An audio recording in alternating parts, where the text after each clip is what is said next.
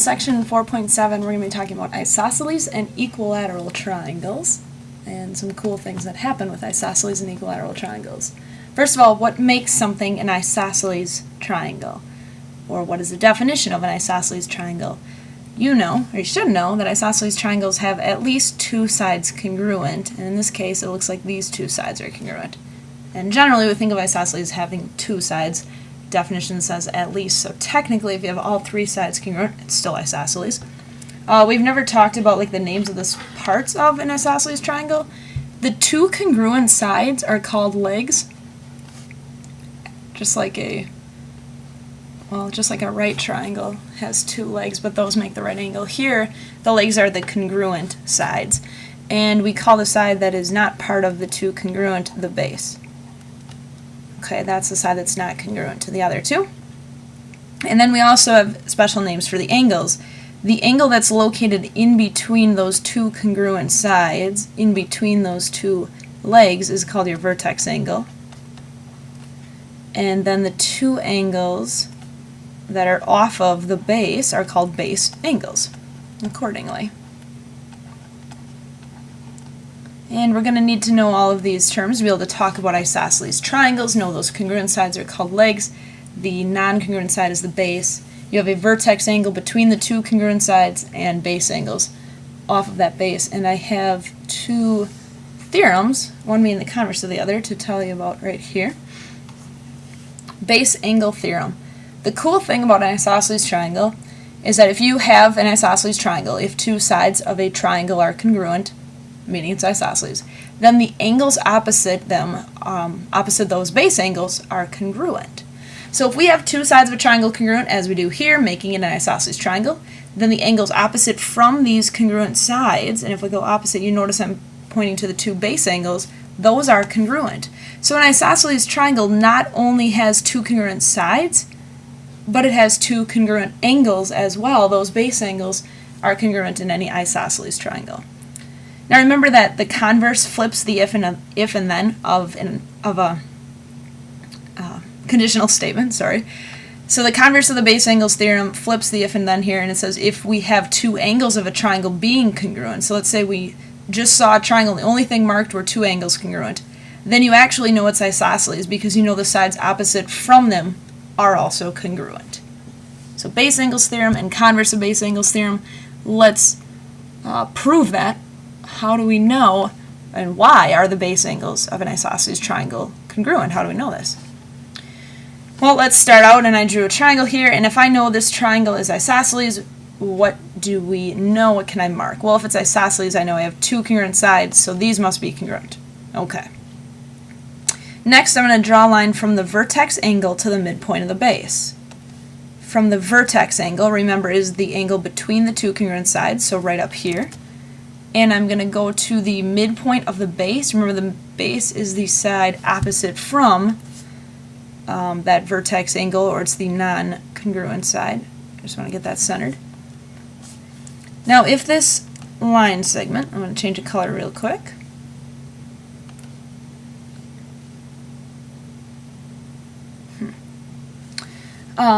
If this line segment is going to the midpoint of the base, then right here, if that's the midpoint of the base, that means I have split this base into two congruent smaller segments. So I'm going to mark those with two tick marks. Done with that. Now I have two triangles. So if you notice, I now have two triangles from my isosceles triangle. And I'm saying that they are congruent. Why? What shortcut that we've talked about this chapter proves that these two triangles are congruent? Keep in mind they both share this new line I drew in. Now the triangles are congruent by side, side, side. And what we talked about last section, if I know two triangles are congruent, then all the corresponding parts have to be congruent by CP/CTC. Corresponding parts of congruent triangles are congruent, so the base angles would have to be. If these triangles are congruent, then these corresponding angles have to be congruent. Therefore, the two that I'm putting dots in, or the base angles of the original isosceles triangle, are congruent. So that was a quick proof of why the base angles of an isosceles triangle are congruent. Let's use this fact to find some missing angle measures. Alright. The cool thing about an isosceles triangle is you only need to know one angle in that triangle, and you can find all three. In this case, I have an isosceles triangle because these two sides are congruent.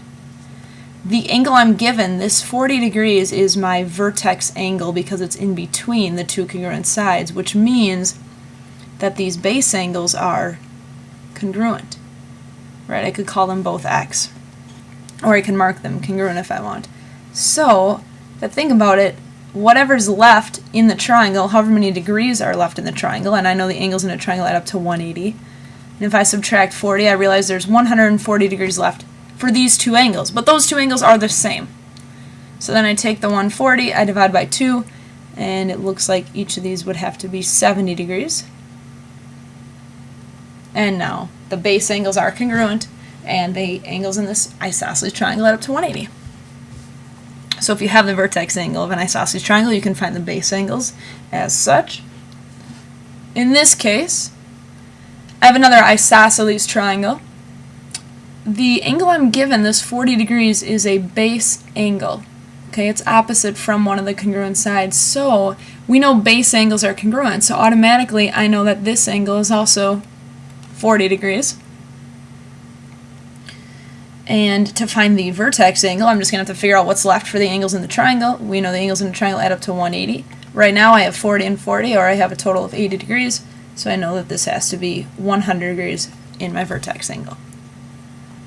So, an example where you have a base angle, and you can find the other missing angles in an isosceles triangle. Alright, let's take a look at this example.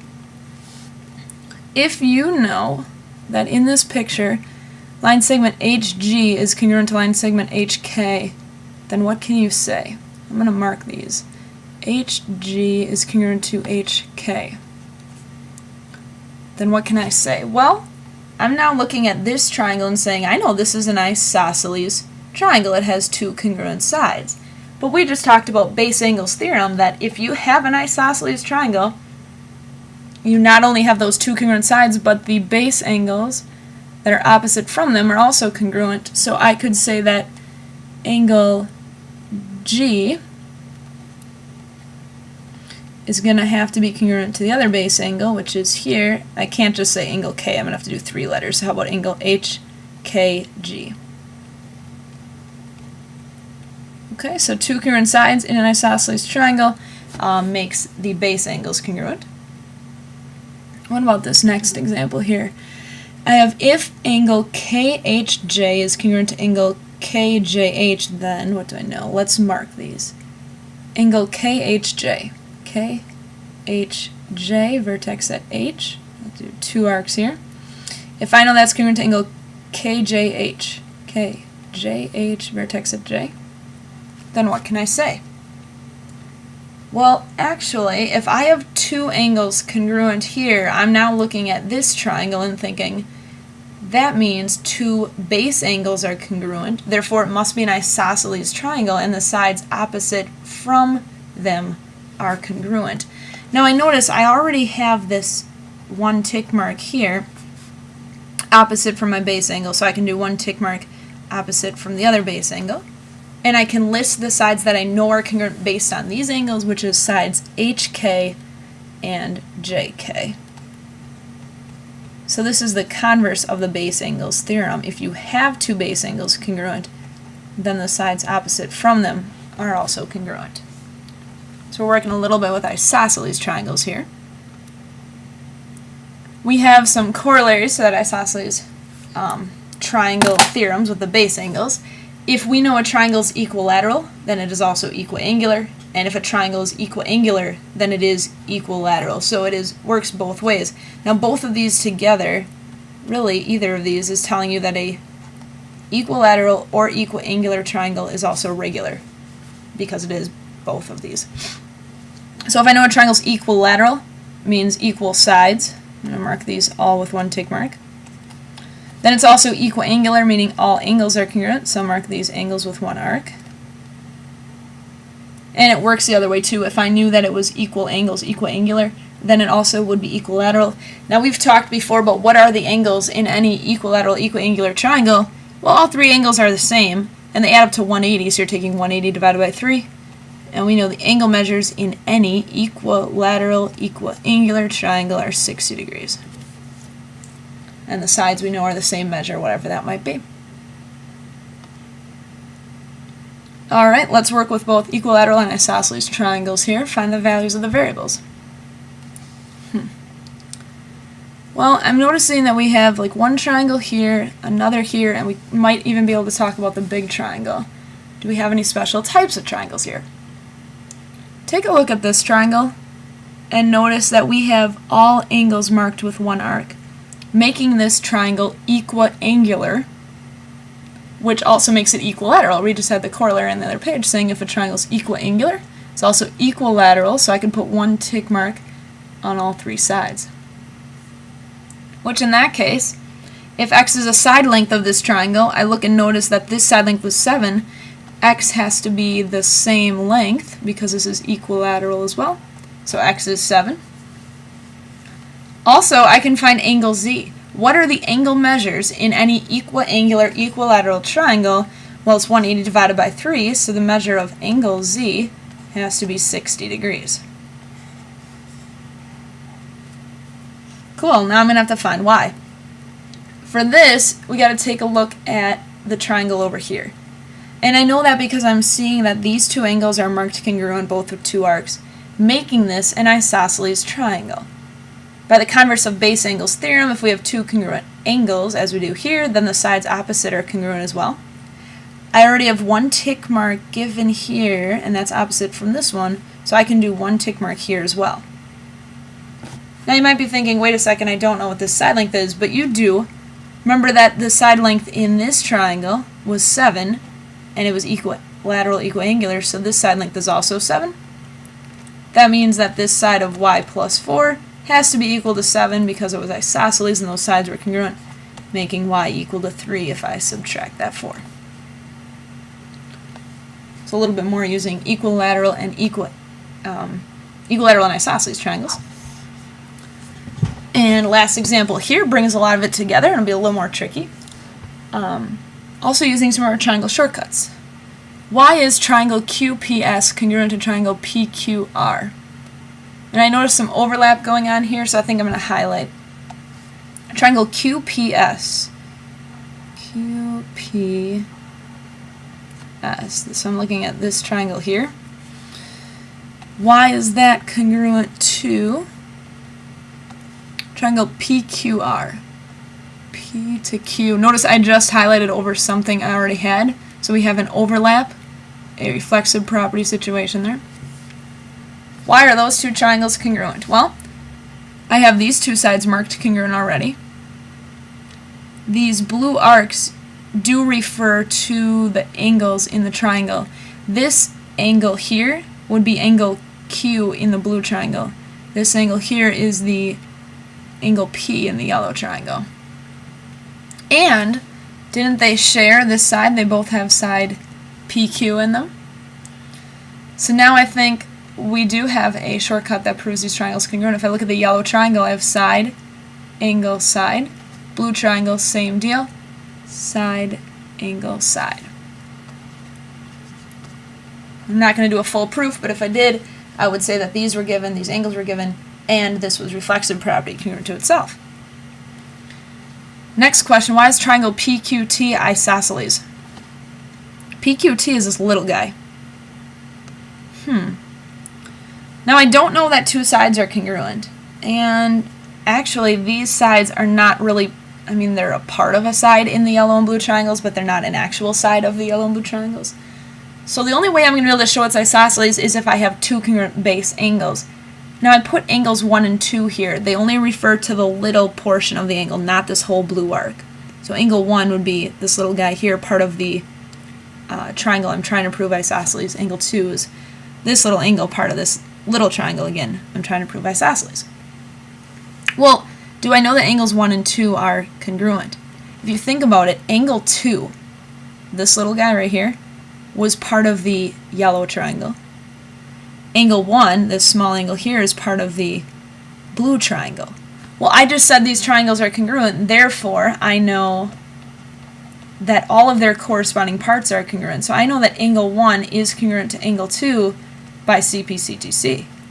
Because of the fact that I had congruent triangles, the yellow and blue, and angles 1 and 2 are part of them, I know those corresponding parts of those congruent triangles are congruent. So now if angles 1 and 2 are congruent, and I could put like 2 arcs in there,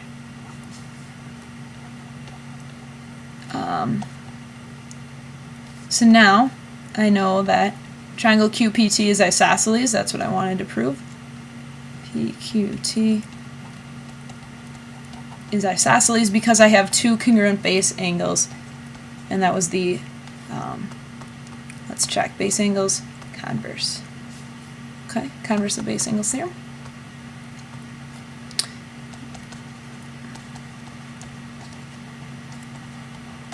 Again, if you have 2 congruent angles in a triangle, you know it's isosceles by the converse of the base angles theorem because you have base angles congruent. So now this little guy is isosceles, and I could say that side PT and side QT are congruent because of those 2 congruent base angles. Whew, and one more step here. Show the triangle PTS. PTS. Oh, so I'm looking at only these now. Is congruent to triangle QTR. Oh boy. Well, I have these sides congruent. But that's it for these little triangles, actually. Wait a second, though. If I look at these 2 triangles, I notice I have vertical angles. I'll do 1 arc with a tick mark here.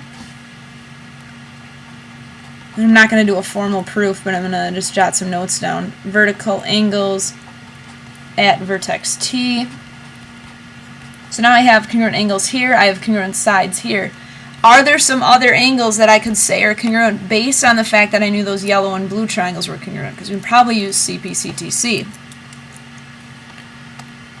And I'm just going to write it down because I'm so confident.